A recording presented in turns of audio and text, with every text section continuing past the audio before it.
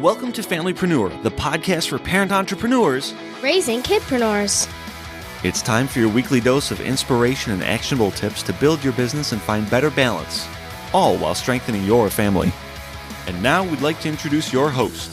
She's my mom and thebomb.com, Meg Brunson. Hey there, and welcome to another episode of the Familypreneur podcast.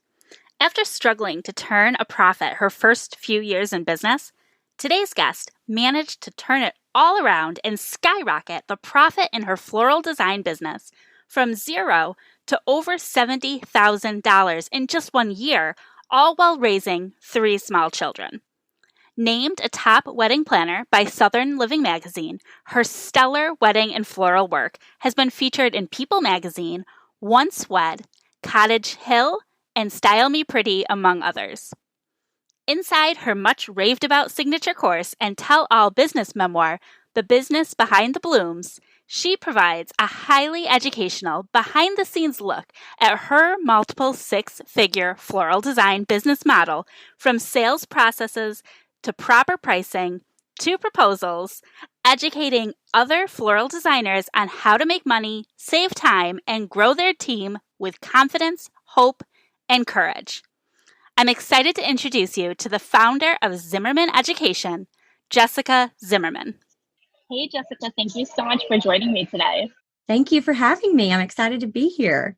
I'm excited to have you. I know you've got a really interesting story. It involves more than one business. It involves sickness. It involves pivoting. It involves hobbies and all sorts of things. I would love if you kind of rewind us back to the very beginning and give us a little insight into what made you jump into entrepreneurship the first time. So I kind of always knew I wanted to own my own business from a girl, to be honest. I didn't really, maybe I didn't have the language for that at the time, but I just knew that I wanted something a little bit more than I saw in my own home, in my own town. My sister died when I was little, when I was 3 and she was 8.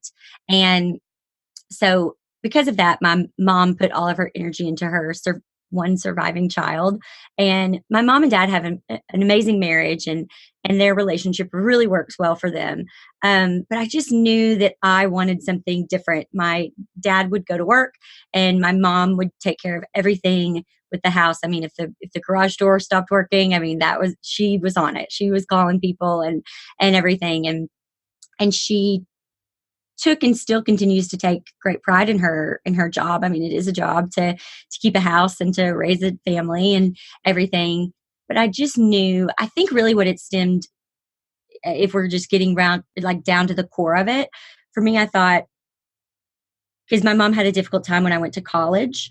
And I think it's because this person who, she had kind of centered her life around was now gone. Like, her job was now gone. And what do you do now when your identity is wrapped in being this? And I just feel like I knew that I wanted, like, if for some reason we got in a car accident and every member of my family was gone, what is something that I would have that is just mine, that doesn't have to do with my husband, that doesn't have to do with my children, that is just mine? And so I just have always kind of known that I wanted to have my own business. And so that's kind of where the thought behind that came from. And I just really wanted to be in charge of my own time. I think I obviously know from my childhood experience that, a lot of people walk around and say life is short. We're not promised tomorrow. And I've really lived my days knowing that from a very, very, very young age, from the tender age of 3, I have known that tomorrow is not guaranteed. And so to me, a corporate job didn't entice me in one iota, because at the time, maybe it's different, but when I was in college, it was, you get 2 weeks vacation and then you're going to have to work up for every other day. And I thought, gosh, I want to travel the world. Like, I want to see everything. And I don't want to have to ask permission to go to my kids' preschool Valentine's Day party at school. I just really wanted to be in control of my time. And so I guess that's how entrepreneurship became. The only way I knew how to do that was to own my own business. So yeah. So did you ever go a traditional job route, or did you just jump right into entrepreneurship in the beginning? So when I was 14, I got a job at a local photography studio, and I just kind of shadowed him and just did little things. I mean, I could only work for about an hour and a half after school because they closed at 6 and I couldn't get there until, 4 after school. But I just kind of helped out, and I saw his wife come in and his children come in, and he got to talk to them. And like every now and then I got to go visit my father at work, but it wasn't like that. I mean, they came in almost every day, and I thought how neat that was. And then a couple years later, I worked for a family run restaurant. I was a server at a barbecue restaurant, and it was the grandfather had started it. The son was now, his son was now the owner, but the grandfather still was there and hung out and talked to people. And then the grandson was going to take over. And again, it was just this feeling of family. And maybe there was also this feeling of like how cool that was, because part of my family was gone. And this was a way you got to see your family more often, if you owned your own business. And then what's interesting, I've never really thought of it this way until you've asked. And I have answered this question a lot, and this is interesting. But then I went to college, and after college, I sat on the couch for a year because I didn't know what to do. But I ended up working at a local kitchen supply store because the business owners were the only two people I knew who owned their own business and seemed to be doing it well, and actually knew them. Like my parents were kind of friends with them, and I thought, well, they'll probably give me a job. And so I went and I learned everything I could from them. But once again, it was a family run business, and the whole family worked there. And I didn't necessarily want that. I didn't want to work with my family. I wanted this to just be mine because I wanted something that, if something were to happen, I guess it was a sense of protection in a way. But I wanted to learn from these people. And yeah, so I've never really worked a corporate job. It's never, ever been remotely enticing to me. And it's interesting that just as fate would have it, or however you want to phrase that all of the jobs that you have held have tied into that family business, familypreneurship concept. And I love that you talked about your upbringing. It's interesting to me too. My dad died when I was 11, so different situation, but having that trauma that kind of lives inside of you of losing a loved one when you're little. But my dad was entrepreneurial, and so it's like that. And I was at his job, maybe not every day, but it felt like it, like frequently. Yeah. So I do want to work with my family. Yeah. It's just interesting to see how that impacts. Right. You want it to be your own, whereas I want to bring my family into it, and the different reasons for that. So I really appreciate you sharing that story. I feel like absolutely. It gives everybody something to think about, how their childhood is impacted. Right. Absolutely. Their entrepreneurial vision. Now, tell me a little bit about the first business you started, because I know that's not the business you're running now. So I bought a business called A Southern Tradition, which was a local wedding and event rental store. And I thought, well, this is great. Yeah, rentals actually to me seemed like a breath of fresh air after being in retail with the kitchen store for 4 years. Because with retail, you're constantly having to reorder, restock your inventory, claim damages, and reorder again. It just seemed like we were constantly reordering. And so rentals actually seemed like a little bit of a breath of air. I thought, you buy it once and you just, it leaves for the week and it comes back. Like how wonderful is that? And to be honest, I was so desperate to just own my own business that I would have done anything. A lot of people in the wedding industry are in the wedding industry because they love weddings, and they're in the floral industry because they can't imagine their life without touching a flower. And I'm not that person. Like I just wanted to own my own business, and I did not care what that was. And I would have sold knives for a living, almost did. And I just wanted to own my own business. So the rentals was intriguing to me because I thought, well, gosh, you could probably make a ton of money because you're just renting the same thing over and over again. And coming from retail, I thought, that makes a lot of sense. Well, what I didn't take into consideration, what I didn't learn until I was in it, was we really weren't set up to be a rental business. I mean, the whole reason to go into business for myself was to be in control of my time and to have as much time as I possibly could with the people that I love outside of work. And I was working 16-hour days.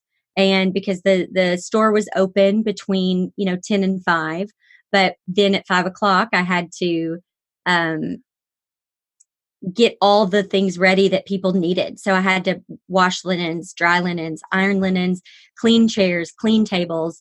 And we didn't have enough money to have like a big staff. We had a couple, like college employees that came in for a few hours a day, but nothing, we didn't have, you need a team. You need a freaking, like warehouse manager and a driving and a logistics manager. You need all kinds of things. And this was all me. Like I had this big box truck and I was cleaning tables. I was loading them in this box truck. I was driving this box truck. I mean, it's a miracle. No one got hurt. I was, delivering these things, setting them up, and for all the day deliveries. And my husband would help me at night. And it got to be too much. And it got to be where the business was making good money, but it was spending almost all the money. So it might have made $30,000 a month, but it was spending $30,000 a month. And I could just never really catch up. And so really the kicker for me was when my daughter was about 6 months old, I came home and I reached out for her and she didn't want me. And I thought, okay, this isn't good. This isn't good. She would rather be with her grandmother who was keeping her because that's who she sees all day. And I thought and I think that day I had honestly worked like 18 hours or something. It was crazy. And I thought, okay, something has to change. And so I knew that I could make this work. I just needed time. Like I honestly, at this point, it wasn't even about succeeding. It was about not failing, if that makes sense. I just wasn't going to be a failure at this because I had already felt like a failure in so many ways and other things. And this is really when this kind of sheer determination came out in me that I didn't really know was there, but just this grit, this grind, this determination to not fail. And so I went to the bank. I don't know why they did, but I asked for $1,000 loan because let me just say the financials of the business did not support me getting this loan. But I guess I'm a good salesman. They gave it to me and I took that and I was able to take 4 months off I could let the business survive, pay the mortgage and pay do all that. But I took those 4 months and I learned from business consultants. I listened to podcasts, read books. I went to workshops. I learned from the best of the best. I spent time with my CPA, with financial advisors, and I started studying business at its core. And I didn't really study necessarily like wedding rentals. I just was starting to study like what makes a successful person. And through that process, I mean, and I'm someone who, when I'm all in. Like it's a little bit of an obsession. It's not always healthy, but I became really obsessed with successful people. What are their habits? And I started learning that it's all pretty similar. Like it just has to do with building the foundation of your business. And I didn't have a good foundation. And when you don't have a good foundation, every time something happens, every time it rains, it's something bad's going to happen. And so then you're cleaning up the mess and you're basically just hanging on tight till the next rain. But when you have a solid foundation, you can continue to build another story and another story and another story. I mean, the sky's the limit. And so it really was asking myself, first and foremost, just things like, what do you really want in life? Like, what do you want to do? Like if your bank account were completely full and no one depended on you for anything, like what would you do? How would you spend your time? And it kind of actually began with just breaking down just like the hours of a day and saying, well, I would wake up at this time and I would have an hour to myself before my baby wakes up and before my husband wakes up, just have time to myself. I would, have an hour with my daughter. I'd take her to school, no one else. Then I'd go to work and I would just want to work with like appointments. Like, I don't want this revolving door of people who come in asking to use my bathroom or asking me for directions or asking, you know what I mean? And I wish I didn't have to have this landline phone, because that's the same thing, people just calling.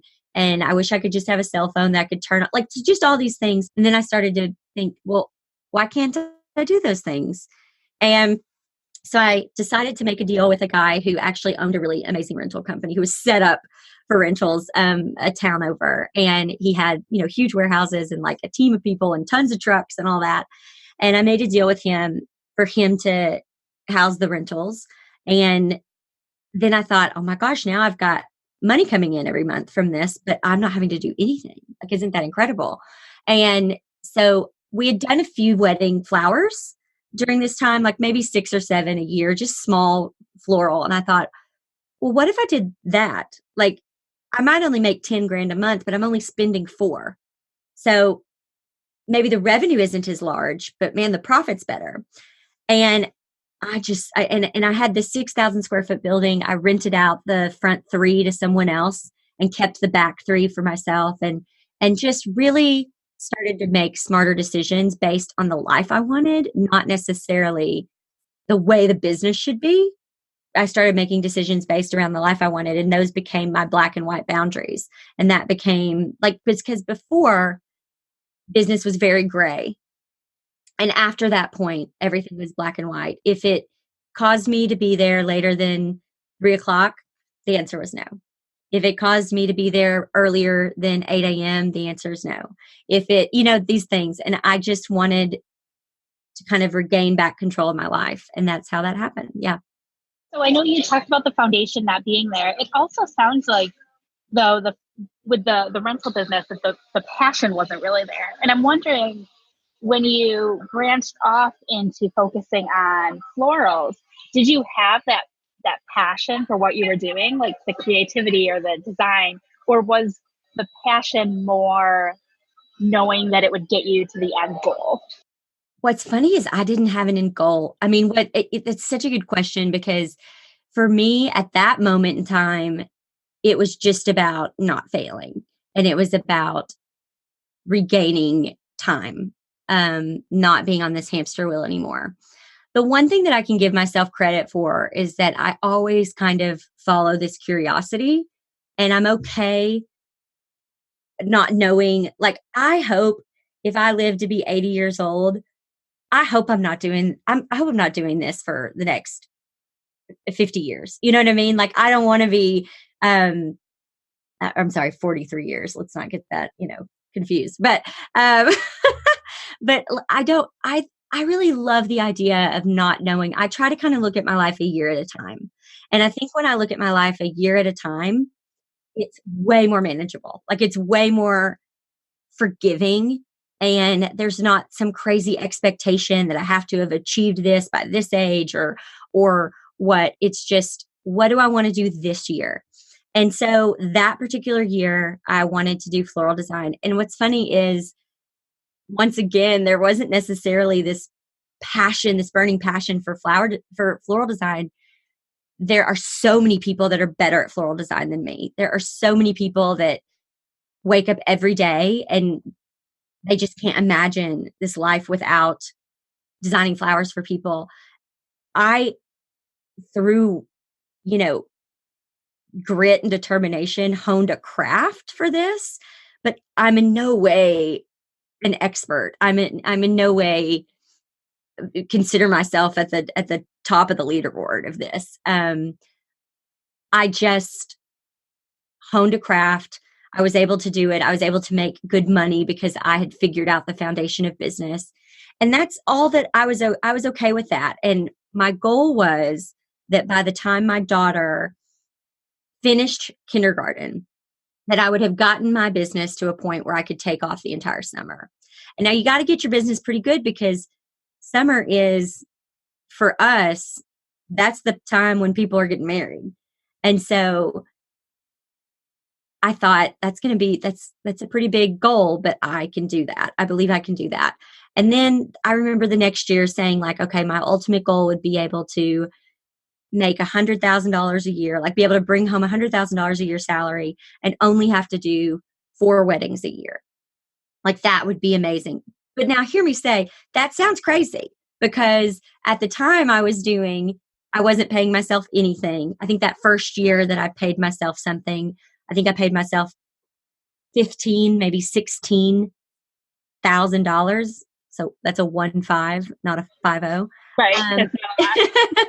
And before that, I took home nothing. And so to think that within a couple of years that you could jump that high and that you could go from doing, like 30 weddings to doing 4, it's pretty ambitious.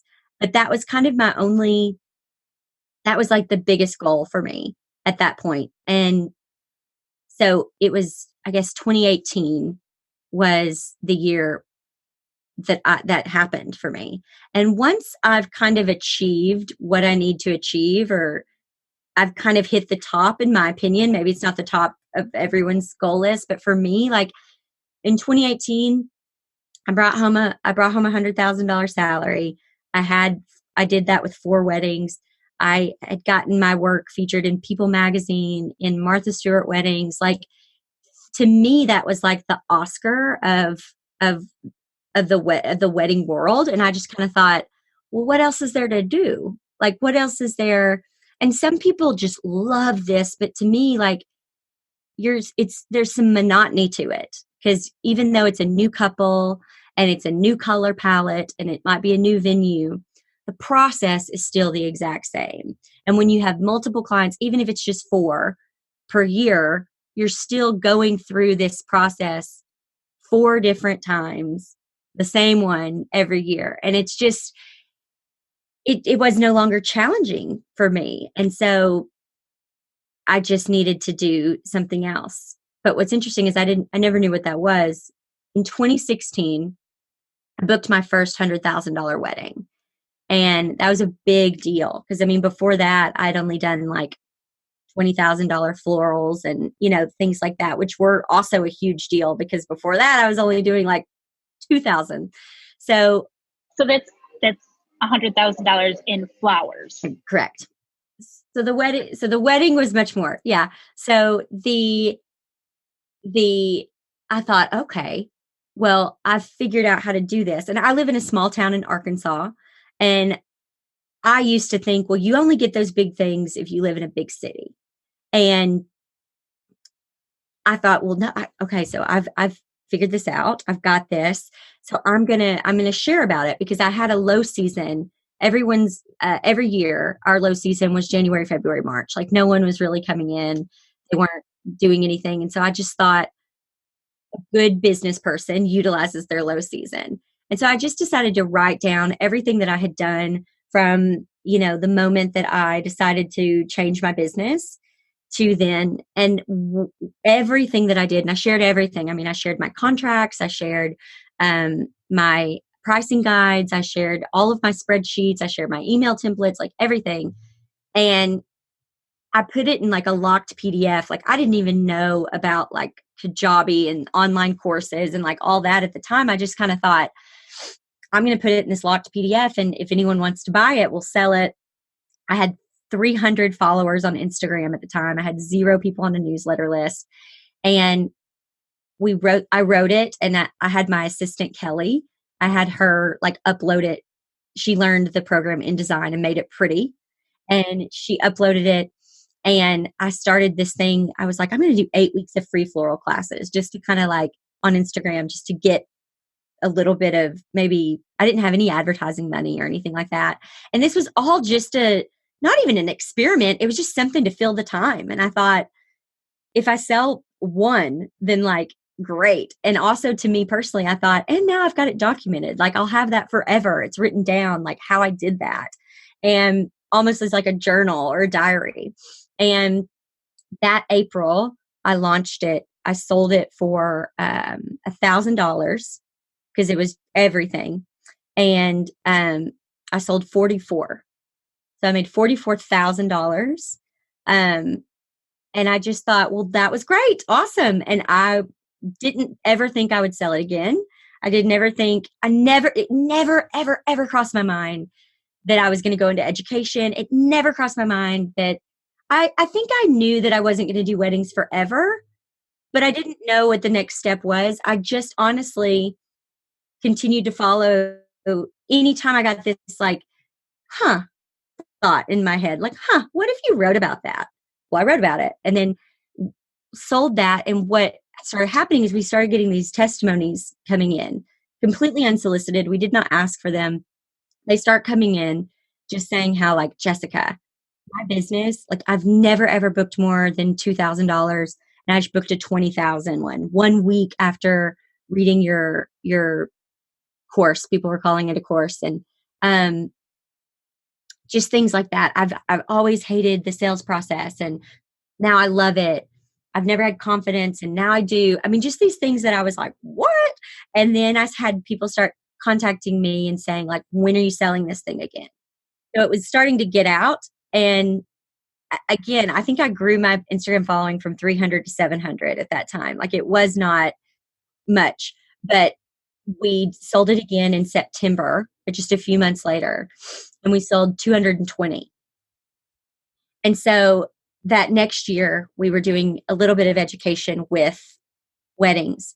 And that's when 2018 was the year that, we got the People magazine, the Martha Stewart. And I thought, okay, I think that this chapter's closed. Like, I think it's done. And so we just decided in 2019, we were going to focus solely on education. And even a little bit this year, I've kind of been like, am I going to do this forever? Like, what is going on? Like, I don't really know. But my book comes out in April 7th. And I don't know where that's going to take me or what road it's going to take me. But I just think that, because it has nothing to do with the wedding industry or business or anything, but it's just been interesting to kind of follow that curiosity and see where it goes.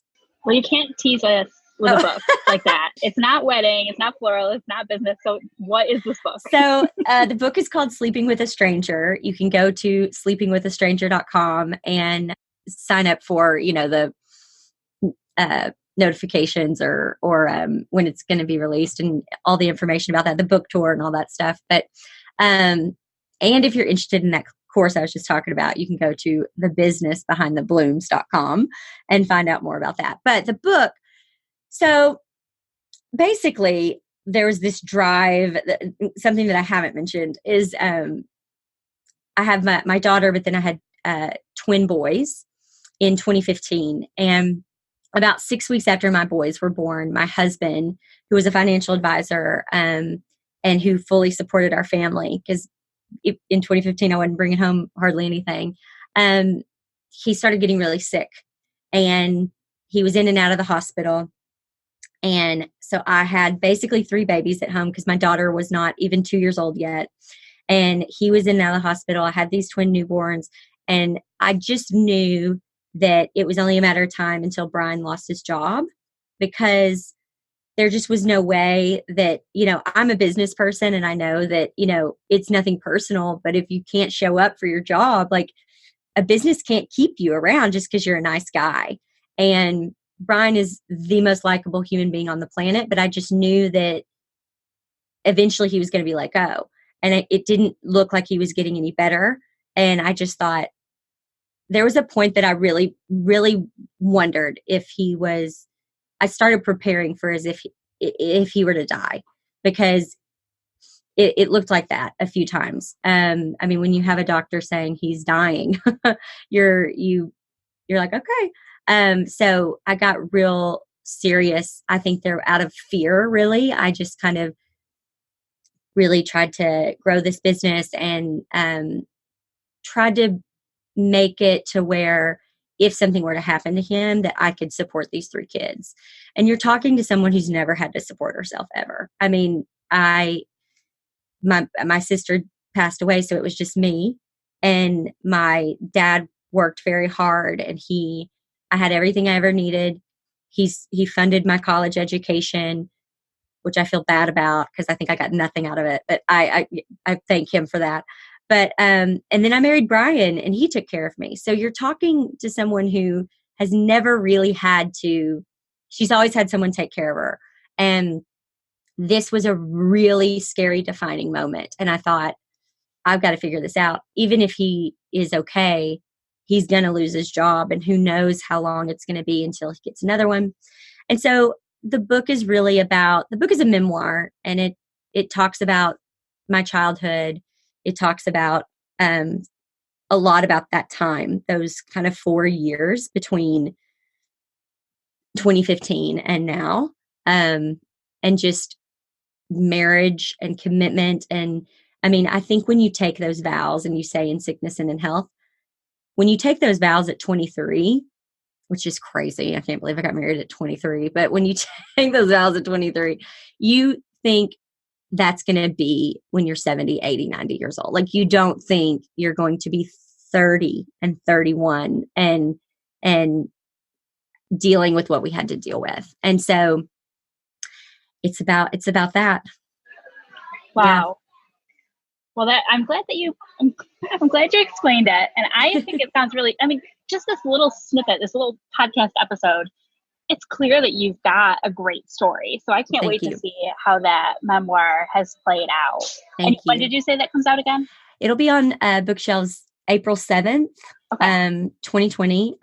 You can get it at Amazon and all those places, but you can go to sleepingwithastranger.com and you can sign up to get notified when it's available. But also, I believe after April 7th, it'll be available to purchase there as well. And your husband's doing better now? Yes, he's much better. Thank you. Good. He's much, much better. But that journey, man, it's a doozy, and it's in there. And I think there's a lot of people that can relate. I've had a few people read it. The editor, I actually just got it back from the editor this week, and she said, these are her words, not mine. She was like, this is absolutely fantastic. It's going to help so many people, because there's just different things. Like you can relate to losing someone as a child. It talks about that. There are people that can relate to being a caregiver. And it talks about that. There are people who can relate to doing things completely out of fear. So we touch on that. I mean, there's just several different, I think, nuggets that are relatable. I do have to tell you, though, when I wrote it, I had to write it. I envisioned my best friend in jail. And this is, she's never been to jail. She's super good. Goody. But she's the least judgmental human being I know. And I just imagined her in jail, and she sent me a letter, and she said, I have zero contact with anybody. I can't talk on the phone. I can't do anything. The only thing I can do is read an email. And so I need you to tell me everything. And so I wrote it as if I was just writing it to her, because I knew that she wouldn't judge me for any of it, because it doesn't have me in the best of lights. It really doesn't. And so, but now I kind of can't believe that I'm going to let other people read it. But that's the only way. If I thought about the fact that other people would read it, if I thought that you were going to read it, I probably would have left out 60% of it. And so it had to be written that day. And I wrote it in 6 days, because I just had to, I got a hotel room in Little Rock, and I told my husband, like, I've got to be gone for a week. And I just went and locked myself in a room for a week and wrote it from the beginning to the end, because that was the only way that I was going to get it out. So that's incredible. Thanks. Well, it'll be really interesting to see where your business, but just you go after that happens, because I know you never really know. So I want to jump back a little bit. Yeah. Talked about the course. Now, okay, let me think. I've got like 4 questions. Yeah. I want to know, the course, is it only for floral businesses? And do you offer anything, if it is for floral businesses, do you offer anything for other businesses? Yes. So we have four online courses, and we've got several just online classes. And let me just say the difference in those. An online course is going to be something that is more intense, more in depth. Take it at your own pace. And an online class is just maybe 1 hour session. So I have a class called the Booking Reboot that would be good for anybody in any kind of business that's having to deal with booking clients. So if your business depends on booking clients, then this class is really, really great. It's called the Booking Reboot. All of these things you can find at zimmermanevents.com. There's an education side and there's a wedding side. If you go to the education side and you go to the resource hub, you'll be able to find all of these. after March 1st, 2020, you can find all of this at jessicazimmerman.com. But until then, you're still going to go to Zimmerman events. So there's that. The Business Behind the Blooms is the signature course. It's the biggest course. It's the most expensive course. And it really is for anyone in the wedding industry. We have a course called Know Your Numbers that is for any type of business as well. It's even for, to be completely honest, there is half of it is really for personal finances. And so I think even if you don't have this entrepreneur, your own business, and you're working in the corporate world, but you want help with your personal finances, I think that this is more than worth it. It's how we handle personal finances, how we handle our business finances, how we set our sales goal, and how we know how much I can pay myself and how much I can pay my team, or how can I hire someone on. It answers so many questions, and it's called Know Your Numbers. You can go to knowyournumbers.education for that. We have The Power of Pinning. You can go to thepowerofpinning.com. That is for anyone who needs to get sales from their website. I mean, so if you've got any type of product that you are selling on a website, then this is for you 100%. It's called The Power of Pinning. And then we have one called A Winning Website.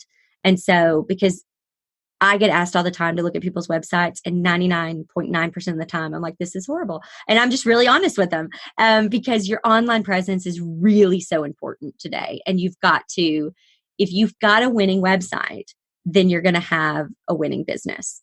And so a winning website is really great for anyone as well. So, yeah. Well, that's great. I think a lot of people, myself included, we don't go to school for business. We don't set out to be business owners. We are setting out to be successful women, wives, mothers, and then something or another. I mean, I relate a little bit to your story because I'm the one that almost died in my family with my third pregnancy. And it's like you're faced with these situations that really pull you into entrepreneurship, and it looks easy. It looks easy enough. It looks rewarding. But there's all of those hidden things that, if you didn't go to school for business, you're not familiar with the numbers or what else goes into having a strong foundation. Well, and I believe that people go into it with the best of intentions. And to be honest, I think that I really feel strongly that I was meant to go into the wedding field because I didn't know a thing about it. I was meant to fail miserably so that I would learn it, and that I would not only learn that, but just learn the foundation of business. And something that's very different about me than a lot of educators is I'm willing to share every single bit of it. Like, I'm not dependent on my wedding business making me money. So I'm not going to share 70% or 80% with you. I'm going to share 100 because it's not going to work for you if I only give you a little bit. But I believe that all of that kind of happened so that I could share how you actually become successful at entrepreneurship. And because, now we have a full education business and we're very successful at that. And so this foundation of business really does work for any business. I've had people buy the Business Behind the Blooms and who have nothing to do with the wedding industry and have said that they love it, that it has changed their business. They just are able to, not every single chapter might apply, but the majority of them do. And you can take out the word flowers and you can add the word hairstylist or whatever you need to do. But going back, I think that people go into business with the best of intentions, but I think that they go into it with the product or the service, and they think, wow, I paint these Christmas ornaments and I can sell those on Etsy and make a ton of money. And that's all they think about is that Etsy account and those ornaments. And they're not thinking about the foundation, which is, does your contract hold up in court? Does your, what's the client onboarding process? How do you get people to even know that you have ornaments for sale on Etsy? What does your advertising structure look like? Just all of these, how are you going to respond? What do you do and what do you not do? And do you pay for shipping? Do you include shipping? And so you inflate the price a little bit to include shipping so you can say no shipping? What's your strategy? They just go into it and put it out there. And then they start getting some trouble and some things like, oh, this client's mad because of this, because they didn't think about that before. They didn't start with the foundation, and then it gets hard, and then they give up. And that was really my biggest thing, is if I did not have this sheer determination to not fail, then I probably would have had to declare bankruptcy and quit. And I think I would have gone the rest of my life just feeling like a huge failure. And I know that there are women every day who have a really great idea, who put it out there, and they didn't build the foundation because they didn't know how, or they didn't even know that there was a foundation that needed to be built. They didn't even know it. That's what I mean. They go into it with the best of intentions, and then it gets hard, and then they get into some business trouble or some legal trouble or something, and they quit because they don't know what to do. They don't know how to change it and I think there's so many women out there who probably quit and then they beat themselves up the rest of their life about it. Or they feel like a failure. They feel like they're not a good example for their kids or whatever. And I just thought, I don't want that. Like, I want women to realize, no, you can do this. And then you can let it be your decision whether you want to walk away or not. But don't let, because it got hard, make you quit. Now, that's amazing. I think that's great. I do want to make sure to ask you about your family now. So how old are your kiddos now? My daughter is 6. My twin boys are 4. And are they watching you build this business? Are they showing any entrepreneurial tendencies or interests? I don't think that when they're home, I'm home. And I think sometimes I have to, we have to remind them that I have a job, because I think my whole goal was, when they're home, I want to be home. Like, all this summer, I didn't work a bit this summer. I was home with my kids all summer, and we went to the pool and we went to the movies and we hung out at the house. But I do work really hard. I have a podcast episode. You can go to zimmermanpodcast.com and learn about it. But there's a podcast episode where I talk about, I think it's called raising humans, not children, or something like that. Well, I don't know. But it really talks about how I want to set them up for success in the world. And I think that there's more to life than school. I mean, you clearly know this because you're on the road with your kids. Good for you. It's my dream. I want to do it. But I don't know if there's really much of anything other than some math and reading and writing that I really took from school, if I'm being completely honest, that I use in my everyday life. The things that I use in my everyday life are things that I have learned on my own, and things that you need to know, just things like a budget, things like the value of a freaking dollar, things like, I remember I got pulled over because I didn't know that you had to assess your car. Who tells you that? Did people not, when does someone teach you about that? Things need to, I don't know. I just want to prepare them for the world. I like to watch them and see, because I believe at this young of an age, what they're naturally gifted and talented at doing shows. I think as Stella starts to get a little bit older, she loves drawing so much. And there's going to come a day where someone tells her drawing is ugly or makes fun of her for doing that. And she's going to stop drawing. And it's my job to go, you haven't drawn in a couple of weeks. What's up? And to remind her that who cares what that person said, this is your gift. And I think that so many people get to be 18 and they're asked, what do you want to do with your life? And they're like, I don't know. I don't have any passion. I don't have anything I'm good at, which isn't true, because you were born with things that you were interested in. The problem is, somewhere, and you may not even remember it, someone told you that wasn't good, or that wasn't cool, or that it was ugly, or that's dumb. And you believed it. And my job is to really pay attention at this young age of what my children are naturally gifted at, and to not let them forget that, and to let them know that they don't have to go to college. There's more than one way to, if they want to, by all means, but if there's more than one way to make a living, and they don't have to, I want them to know that they can take care of themselves. And I want them to know more than anything in the world, I want them to know that the three of them are going to have 3 completely different definitions of success, and that is more than okay. and that we are going to support everyone's different definition of success. My husband Brian's definition of success is vastly different than my definition of success, but we support each other in their definition. If one of my kids' vision of success is a certain, level of something, like maybe they want to be a certain kind of doctor or something, and I have another child whose biggest definition of success is maybe being able to canoe every weekend, and they've got this job, but they're able to canoe every weekend. There's one of these definitions is no greater than the other. And that is my biggest job, is to teach them that my only expectation of them is to be kind to one another.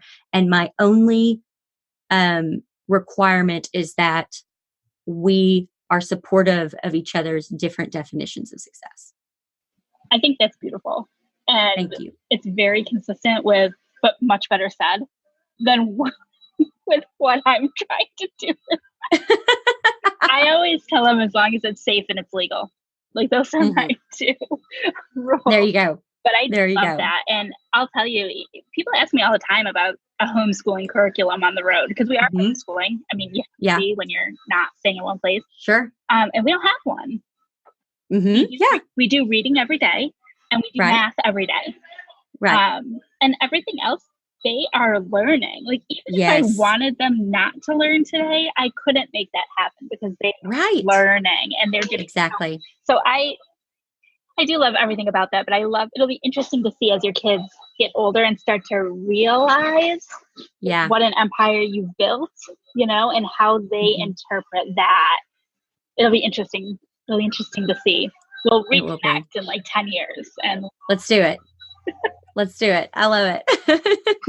Awesome. Well, before we go, I know we've dropped a bunch of links, and of course I'm going to make sure to put those all in the show notes. But for our listeners who are like, where do I get more Jessica? Where can people learn more about you and all of these courses? Well, like I said, jessicazimmerman.com will be up and running March 1st, 2020. But until then, you can go to zimmermanpodcast.com, or you can go to zimmermanevents.com, and you can learn about all of that. You can also follow me on Instagram. I'm at Jessica Zimmerman _ and we have everything on there as well. So, and I love that. How many Instagram followers do you have right now? I think just over 13,000. Okay. Which is, I like that as we talked, I know I'm jumping back, but as we talked, you mentioned, when you just started, you had 300, and then you had 600. I just don't want people to go to your Instagram account and see that 13,000 or whatever and be like, well, of course, like you can start there. So I think I love that you mentioned that along the way too. Thank you so much for joining me today. I feel like we went way over the time I had thought we would. It's going to be a longer, meatier episode.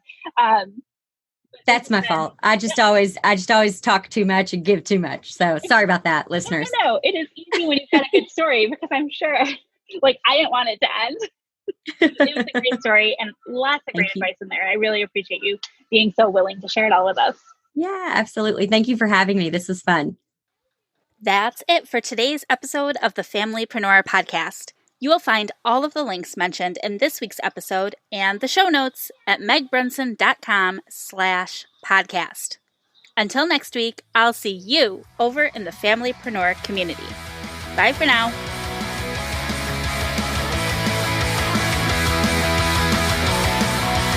Don't miss my mom's next episode. Subscribe to the Familypreneur Podcast and automatically get access to the newest episodes every week.